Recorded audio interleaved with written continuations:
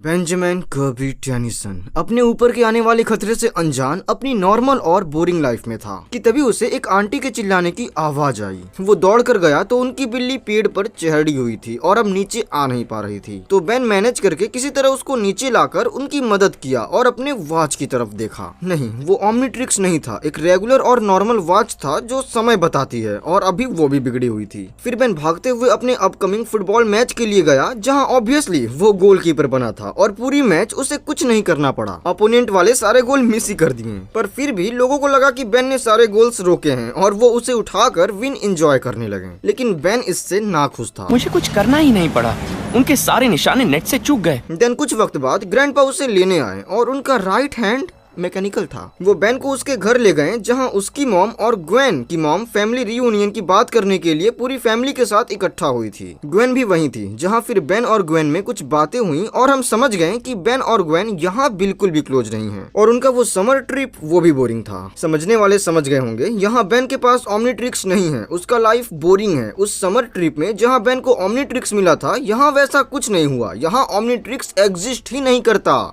ये एक दूसरा यूनिवर्स है, नो वॉच बेन यूनिवर्स। तो अभी बेन ग्वेन से कैजुअली बात करने की कोशिश कर रहा था, जिस पर ग्वेन उसे याद दिलाई कि हम उतने भी क्लोज नहीं हैं, हमें बात करने की जरूरत नहीं। और तभी बेन को जेटी का कॉल आया और वो उसको पार्टी के लिए बुलाया। या Ben case jetty is more like friends इस यूनिवर्स में। फिर हम बेन को देखें रात में सुनसान रास्ते पर अकेले घर आते हुए। उसे लग रहा था कि कोई उसका पीछा कर रहा है और तभी वो टकराता है अपने आप से। वो हैरान था, लग रहा था कि जैसे वो आईना देख रहा हो। और उसी के बाद वो बेन नो वॉच बेन पर हमला करने लगा। वो बताया आखिर है तो ये भी बेन टेनिसन ही, ये वो सब कर सकता है जो बेन टेनिसन कर सकता है सिवाय ओमनीट्रिक्स के। और फिर वो ट्रांसफॉर्म हो गया घोस्ट फ्रीक में और बताया वो यहाँ आया है उसे खत्म करने। नो वॉच बेन उससे दूर भागने लगा। मिस्टर बॉमन के शॉप से होते हुए वो एक कार के पीछे छिपा और वहाँ भी 10 ईयर ओल्ड बेन की बॉडी में एल्पिडो आ गया, आई मीन एल्बिडो। जब वो उससे भागा तब वो टकरा गया जॉम्बी बेन जारो से। वो उन सबसे भागा और ये भी अल्टीमेट ह्यूमांगासौर और फ्रैंकन स्ट्राइक बनकर उसे मारने उसके पीछे गए। बेन उनसे एक गली से दूसरे गली, एक अपार्टमेंट से दूसरे अपार्टमेंट भागता फिर रहा था। तभी उसका मुलाकात हुआ बेन से, बेन प्राइम से। नो वॉच बेन को लगा कि ये भी उसको मारने आया है, पर प्राइम बेन उन सभी बेन से उसको बचा रहा था। फिर वो एज स्पाइडर मंकी उसे लेकर उन बुरे बेन से दूर गया और उसे सिचुएशन को समझाने के लिए लॉस्ट सॉलिडेड मिलिट्री बेस ले जाकर इंतजार करने लगा प्रोफेसर पैराडॉक्स का। नो वॉच बेन को अभी कुछ समझ नहीं आ रहा था। उसके लिए ये सब किसी सपने से कम नहीं था। वो बिल्कुल चौंका हुआ था और उसे देखकर पैराडॉक्स जो स्पेस टाइम के कोने कोने को जानते हैं वो भी चौंक गए। वो देखें इस बेन के पास ओमनीट्रिक्स नहीं है। नो वॉच बेन को थोड़ा सिचुएशन समझाने के लिए पैराडॉक्स उसे मल्टीवर्स समझाने लगे। बहुत से डिमेंशंस होते हैं, बहुत से यूनिवर्स और उसके टाइमलाइंस, बहुत से अर्थ होते हैं और इसीलिए बहुत से बेन भी। अगर स्पेस टाइम को एक पेड़ की मदद से समझते हैं तो जो नीचे का पार्ट है वो बेन का चाइल्डहुड है और जो बीच का पार्ट है वो अभी का है और जो ऊपर का तना है वो उसका फ्यूचर है और जो पेड़ की शाखाएं हैं वो अल्टरनेट टाइमलाइन है, जबकि बीच वाला मेन टाइमलाइन है। हर टाइमलाइन में वहाँ एक अलग बेन टेनिसन है हर एक टाइम पर। वो बताएं प्रॉब्लम ये है कि कोई उन शाखाओं टहनियों को काट रहा है, यानी बेन टेनिसन को किडनैप कर रहा है हर एक टाइमलाइन में से। पूरे मल्टीवर्स में हर एक बेन टेनिसन को उसका ओमनीट्रिक्स मिला, लेकिन इस बेन को छोड़कर, और इसीलिए उसे कमजोर समझकर उसे मिटाने की कोशिश की जा रही है। ये सब जानने के बाद प्राइम बेन का शक तुरंत इयॉन पर जाता है, लेकिन इयॉन इतने सफाई से पैराडॉक्स को चकमा देकर ये काम नहीं कर सकता। फिर पैराडॉक्स प्राइम बेन को समझाते हैं, दूसरे बेन की सेफ्टी की जिम्मेदारी देते हुए वो अपने पोर्टल से कहीं चले जाते हैं। एंड ये पॉइंट याद रखना कि पैराडॉक्स इस मोमेंट पर बेन को छोड़कर गए थे, क्योंकि एंड आते आते बहुत कंफ्यूजन आने वाला है, तो इसी से समझ पाओगे वो चीज। पैराडॉक्स के जाने के बाद दोनों बेन बात कर रहे थे और ओमनीट्रिक्स नो वॉच बेन के पास ना होने पर वो दुखी था। पर तभी उनके पास एक धमाका हुआ। वो तो बच गए, लेकिन वहाँ इयॉन आकर नो वॉच बेन पर अटैक कर दिया। बेन नो वॉच बेन को भागने को बोल खुद इयॉन को रोकने लगा और इधर जब नो वॉच बेन छिप रहा था उस पर विल गैक्स अटैक कर दिया और तब तक बेन और इयॉन भी वहाँ आ गए। एंड अब हमें पता चला कि विलगेक्स और इयॉन आपस में कोलैब किए हैं, मतलब साथ हो गए हैं। रचा रचाया प्लान तो सारा विलगेक्स का ही है, इयॉन तो सिर्फ उसकी मदद किया मल्टीवर्स में से इविल बेन टेनिसन को इकट्ठा और अपनी तरफ करना। विलगेक्स अब ओमनीट्रिक्स के पीछे नहीं है, क्योंकि अब वो एक नहीं कई सारे ओमनीट्रिक्स को कंट्रोल कर सकता है थ्रू उसके टीम के सारे इविल बेन्स से। और रही बात, विलगेक्स नोवाच बेन को इसीलिए मारना चाहता है क्योंकि इस यूनिवर्स में ओमनीट्रिक्स ही नहीं है। अगर होता तो विलगेक्स प्रिडिक्ट कर सकता था कि ये बेन उसे इस तरह से रोक या हरा सकता है, लेकिन नहीं है। और क्या पता आगे जाकर यही यूनिवर्स और इसी यूनिवर्स का बेन टेनिसन अनप्रिडिक्टेबल तरीके से विलगेक्स को हरा दे या फिर मार दे। इस मामले में विलगेक्स कोई रिस्क नहीं लेना चाहता और इसीलिए वो अभी ही इस बेन को मार देना चाहता है। एटलीस्ट इयॉन को तो विलगेक्स यही बताकर मनाया है। तो अब सारे इविल बेन एक साथ मिलकर उन दोनों बेन पर हमला कर रहे थे। अचानक एक लाइटनिंग के साथ बीच में पैराडॉक्स आ गए अपने साइड के सभी बेन्स को लेकर, Ben 10,000, Ben 23, Gwen 10 and many more. और इसी के साथ गुड बेन्स और बैड बेन्स में फाइट स्टार्ट हो गई। नोवाच बेन सबको देखकर चाहता था कि वो भी उनकी मदद करे, लेकिन वो कुछ नहीं कर सकता। सभी इविल बेन्स नोवाच बेन के पीछे लगे थे और गुड बेन्स उनको उससे दूर रख रहे थे। फॉर मांगासोर, बेन 10,000 का mutant alien, Gwen as Wildvine, prime Ben as Astrodactyl. तभी उस पर इयॉन अटैक किया, बट एस्ट्रोडेक्टल उसे बचाकर एक टावर पर पैराडॉक्स के पास छोड़ दिया। इधर विलगेक्स फाइट को एंजॉय कर रहा था। इयॉन आकर उसे भी लड़ाई में हिस्सा लेने को बोला, तब विलगेक्स उससे एक बॉम्ब मंगवाया, एक क्रोनोसेपियन टाइम बॉम्ब। टाइम बॉम्ब सुनकर ये मत समझ लेना कि इसमें टाइमर लगा होगा। ये टाइम बॉम्ब टाइम लाइन्स को डिस्ट्रॉय करता है। इयॉन को इस प्लान के बारे में कुछ पता नहीं था, क्योंकि ये विलगेक्स का असली प्लान था।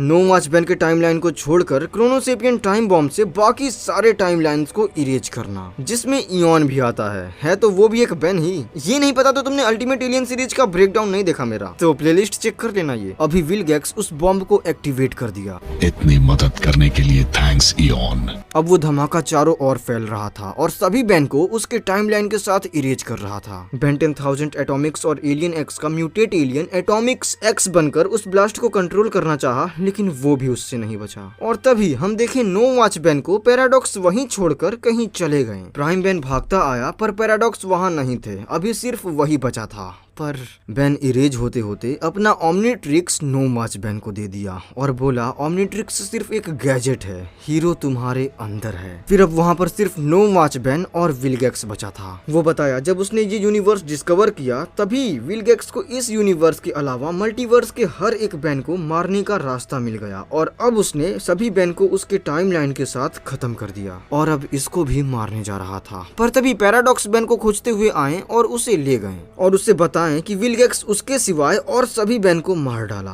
और उसे ले गए उस समय पर जहां से सब कुछ शुरू हुआ था। बेन 10 का सबसे पहला एपिसोड, जब विलगेक्स अर्थ के सोलर सिस्टम में ओमनीट्रिक्स के पीछे आया था। पैराडॉक्स नोवाच बेन को, जिसके पास अभी प्राइम बेन का ओमनीट्रिक्स है, उसे लेकर विलगेक्स के शिप पर आए। क्या बात है, हम एक स्पेसशिप पर हैं। पैराडॉक्स का प्लान था प्राइम बेन के टाइमलाइन को रिबूट करना, जिसके बाद सभी बेन के टाइमलाइन बना। तो Ben as grey matter Vilgax के शिप में कुछ टेक्निकल बग करके उसके शिप का प्रोटेक्टिव शील्ड ऑफ कर दिया और ठीक उसी समय ओमनीट्रिक्स वाली शिप उस पर अटैक कर दी, जिसमें विलगेक्स को काफी हार्म हुआ। फिर विलगेक्स की ओर से अटैक से ओमनीट्रिक्स वाला शिप डिस्ट्रॉय हो गया और अर्थ की ओर ओमनीट्रिक्स गिरा दिया, लेकिन उसका ट्रेजेक्टरी ऑफ था, जिससे वो बेन तक पहुंचने वाला था, आई मीन ग्रैंडपा मैक्स। तो अब बेन को ही उस ओमनीट्रिक्स को प्राइम 10 ईयर बेन तक पहुंचाना था। तो अभी 10 ईयर ओल्ड बेन वेकेशन की पहली रात बेन बोर होकर जंगल में टहलने आया था और तभी उसे दिखता है एक टूटता तारा, पर असल में तो वो ओमनीट्रिक्स था। बेन के देखते ही वो उसकी ओर आने लगा, क्योंकि ये Ben as Cannonbolt Omnitrix के रास्ते को बेन की ओर कर देता है, ठीक बेन 10 के पहले एपिसोड की तरह। एक्चुअली वही है, बेन ऊपर से ही ओमनीट्रिक्स को देख रहा था जब तक वो फिसल कर गिरता नहीं है, और गिरने की वजह ये बेन एज आर्मोड्रिलो उसके पैर के नीचे की जमीन गिराया। तो अब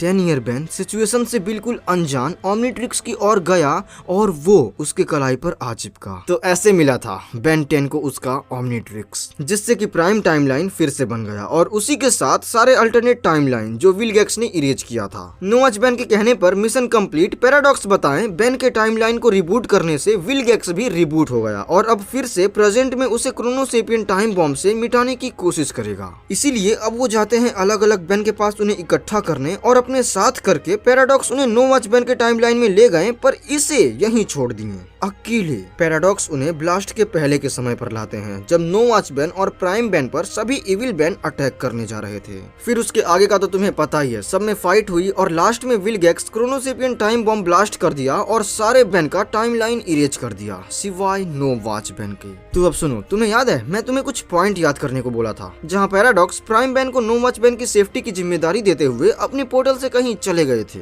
वो समय में आगे गए थे जब विलगैक्स सभी बैन को इरेज कर नो वॉच बैन को मारने जा रहा था, और वहाँ से वो उसे बचाकर उससे प्राइम टाइमलाइन रिबूट करवाएं और सभी बैन को इकट्ठा किए और नो वॉच बैन को छोड़ सभी बैन को उसके टाइमलाइन में ले जाकर इविल बैन से फाइट करवाएं। जिसके बाद ब्लास्ट बैन वहाँ उस जगह जो कि कोई जगह नहीं है अकेला था। पैराडॉक्स सभी बैन को ले गए लेकिन उसे छोड़ दिए, पर वो जल्दी वापस आए और बताएं उसका बाकी बैन के टाइमलाइन से मिलना अलग बात है, पर अगर वो अपने टाइमलाइन के बैन से मिल गया, मतलब अपने पास्ट वर्जन से, तो सब गड़बड़ हो सकता था। इसके बाद वो बैन को फिर से अपने साथ ले गए और ठीक उसी समय पर गए जहाँ पर नो वॉच बैन को विलगैक्स से बचाए थे। विलगैक्स के पॉइंट ऑफ व्यू से देखें तो नो वॉच बैन को पैराडॉक्स उससे बचाते हुए पोर्टल से कहीं ले गए और तुरंत ही उसे लेकर वापस आ गए। लेकिन अब नो वॉच बैन के पास एक्सपीरियंस था, उसने क्रैश लैंडिंग करके प्राइम बैन को ओमनीट्रिक्स दिलाया है। तो अब बैन ओमनीट्रिक्स इस्तेमाल किया और ट्रांसफॉर्म हुआ क्लॉकवर्क में और क्रोनोसेपियन टाइम बॉम्ब को रिवर्स कर दिया, जिससे सभी बैन जो इरेज हुए थे वो वापस आ गए। साथ ही इयॉन जो तुरंत विलगैक्स पर अटैक कर दिया धोखेबाज बोलते हुए, लेकिन फिर बेन 10,000 उसे संभालता है और इधर वापस से बैड बैंस और गुड बैंस में फाइट स्टार्ट हो गई।